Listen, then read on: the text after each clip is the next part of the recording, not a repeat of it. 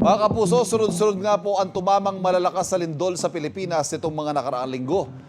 Paliwanag ng Department of Science and Technology, marami kasing aktibong fault ang Pilipinas sa lupa man o sa dagat. Una sa mga pagyanig na yan ang magnitude 6.9 na lindol sa Bugo, Cebu noong September 30. Makalipas sa ilang araw, October 10, tumama ang magnitude 7.4 na lindol sa Manay, Davao Oriental. At kinagabihan, muling tumama ang lindol sa bayan ng may lakas namang magnitude 6.8. Kinabukasan, magnitude 5.5 naman ang yumanig mula sa Manay, Davao Oriental. Magnitude 5.1 naman sa Botolan, Zambales, habang magnitude 6 sa Caguait, Surigao del Sur.